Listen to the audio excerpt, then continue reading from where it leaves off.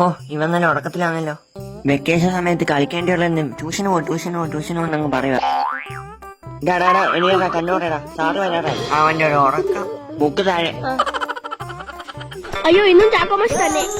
Good morning ഞാൻ എന്തോടെ ചെയ്യാതോ hello ഇരിക്കാൻ ഇരിക്കാടെ ചേടാ. ഞാൻ ഈ രണ്ടു പിള്ളേരെ പഠിപ്പിക്കാൻ വേണ്ടി എന്തിനാ ഇങ്ങോട്ട് വരുന്നത്? ബാക്കി പിള്ളേർക്ക് അവിടെ പോടാ. സാറ് ഈ വെക്കേഷൻ ആയിട്ട് അമ്മമാർക്ക് ട്യൂഷന് വരാനൊന്നും താല്പര്യമില്ല. അമ്മമാര് വീട്ടിൽ കിടന്ന് കളിക്കുക. പിന്നെ നമുക്ക് വേറെ ജോലിയൊന്നും ഇല്ലാത്തത് നമ്മൾ ആയിക്കോട്ടെ നമുക്ക് ക്ലാസ് തുടങ്ങാം. പാമ്പുകളെ കുറിച്ച് നിങ്ങൾക്ക് ആർക്കെങ്കിലും എന്തെങ്കിലും അറിയാമോ? നമ്മളെ ആരെങ്കിലും പാമ്പ് കടിച്ചാൽ, ഉദാഹരണത്തിന് എന്നെ വേണ്ട, നിങ്ങളെ ആരെങ്കിലും പാമ്പ് കടിച്ചാൽ പാമ്പ് കടിച്ച ഭാഗത്തിന് തൊട്ടു മുകളിലായി എന്തെങ്കിലും വെച്ച് ഇറുക്കി കെട്ടി അങ്ങ് വെക്കണം കേട്ടോ. അത് പറഞ്ഞപ്പോഴാ ഓർത്തത്. ആ സാറേ എന്റെ കൂട്ടുകാരുടെ അച്ഛനൊരു പാമ്പ് കടിച്ചു. സാറ് പറഞ്ഞ പോലെ കടിച്ചതിന്റെ മുകളിൽ ഇറക്കി ഒരു കെട്ടങ്ങി. പക്ഷെ കുറച്ച് കഴിഞ്ഞപ്പോ അവന്റെ അച്ഛനങ്ങ് മരിച്ചുപോയി. കൂട്ടുകാരന്റെ അച്ഛന്റെ എവിടാ പാമ്പ് കടിച്ചത്? ഇവിടെ. കൊള്ളാം. എവിടെയാ കെട്ടിയെവിടാ? ഇവിടെ മുറുക്കി അങ്ങ്. നല്ല ബെസ്റ്റ് കൂട്ടുകാരൻ. ആ പാവപ്പെട്ടവനെ കഴിച്ചിരുത്തി കൊത്തിട്ട് ആ പാമ്പിന്റെ തലയെ കെട്ടി അങ്ങ് വെച്ച്. എവിടാ കൃഷ്ണല്ലോ ഇപ്പം? അവനെ അന്ന് തന്നെ നാട്ടുകാരെല്ലാം കൂടെ ചേർന്ന് തല്ലി. അതേതായിരുന്നു. അല്ലെങ്കിൽ ഇനി അവൻ കുറെ എണ്ണത്തിന് കഴുത്ത് വെച്ച് കൊന്നേനെ. എന്തായാലും കൊള്ളാം. അപ്പം നമുക്ക് ഇനി എട്ടടി മൂർഖനെ കുറിച്ച് പഠിക്കാം. എട്ടടി മൂർഖനെ കുറിച്ച് നിങ്ങൾക്ക് ആർക്കെങ്കിലും എന്തെങ്കിലും അറിയാമോ? ഒരു ചുക്കും അറിയത്തില്ല. എട്ടടി മൂർഖൻ കടിച്ചാൽ 8 അടി നടന്ന് കഴിയുമ്പോൾ മരണം ഉറപ്പ്. അതുകൊണ്ടാണ് അതിന് 8 അടി മൂർഖൻ എന്ന് പറയുന്നത്. മനസ്സിലാവുന്നുണ്ടോ? 8 അടി മൂർഖൻ കടിച്ചാൽ അങ്ങനെയൊന്നും മരിക്കത്തില്ല സാറേ. സ്വപ്നത്തിലാ കടിക്കുന്നെങ്കിൽ മരിക്കത്തില്ല. 8 അടി മൂർഖൻ കടിച്ചാൽ 8 അടി നടക്കുമ്പോഴേ മരിക്കത്തുള്ളൂ. ഒരു 7 അടി നടന്നു കഴിഞ്ഞിട്ട് ഒരു ടാക്സി വിളിച്ചങ്ങ് പോയാൽ എടാ വീട്ടിൽ വിളിച്ചോടാ വാടിച്ചോടാ. പാമ്പുകളെ കുറിച്ചുള്ള ക്ലാസ് നമുക്ക് ഇനി നാളെ എടുക്കാം. ഞാൻ നിങ്ങളോട് ഇനി കുറച്ച് ചോദ്യങ്ങൾ ചോദിക്കാം. ഒരു മരത്തിൽ 10 കിളികൾ ഉണ്ടായിരുന്നു. അതിൽ നിന്ന് ഒരു കിളി പറന്നുപോയി. ബാക്കി എത്ര കിളികൾ മരത്തിലുണ്ട്? സുജിത്ത് പറയുക. ബാക്കി എത്ര കിളികളുണ്ടോ നിനക്ക് കണക്കൂട്ടം അറിയത്തില്ലേ? സാറേ അവന്റെ അടുത്ത് വാടച്ചു വെക്കാൻ പറഞ്ഞില്ലേ? ഇനി സാർ പറഞ്ഞാലേ അവൻ വാടക്കത്തോളൂ. നല്ല അനുസരണയുള്ള കുട്ടി. എന്തുവാ ഇത്? വാറക്കാൻ പറഞ്ഞപ്പോ അന്നാ കുറച്ച് കീറുവാന്നോ? സുജിത്തെ എണീക്കടാ.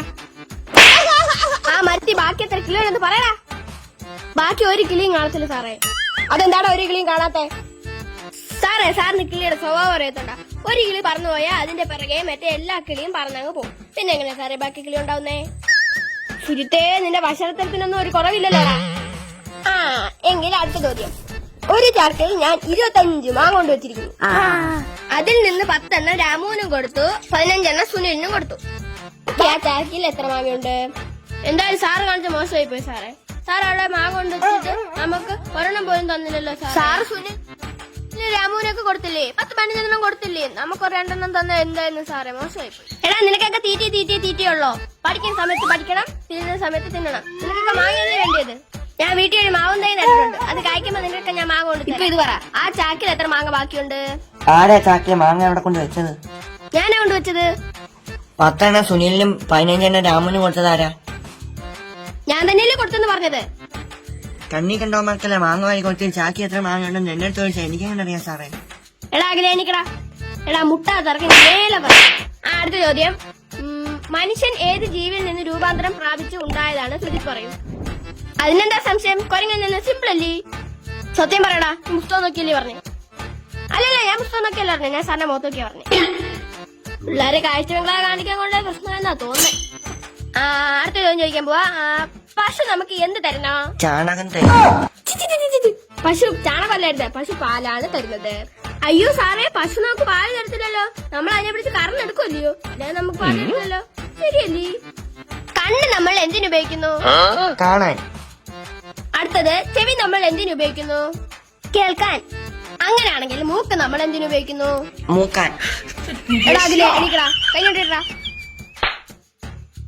ഞാൻ ഈ ഒരു ക്വസ്റ്റ്യനും കൂടെ ചോദിച്ചങ്ങ് നിർത്തുക. എനിക്ക് തൃപ്തിയായി. സതിയും ചതിയും തമ്മിലുള്ള വ്യത്യാസം എന്താണ്?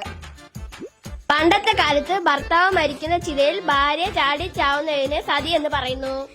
എന്നാൽ ഇപ്പോഴത്തെ കാലത്ത് ഭർത്താവ് തടി വടി പോലെ ജീവിച്ചിരിക്കുമ്പോൾ ഭാര്യ വെറ്റത്തിന്റെ കൂടെ ചാടിപ്പോന്നതിന് ചതി എന്ന് പറയപ്പെടുന്നു. എന്റെ പൊന്നോ, ഈ 2 പൊട്ടന്മാരെ പഠിപ്പിച്ച് എന്റെ ആയുസ് തീരത്തെ ഉള്ളേ.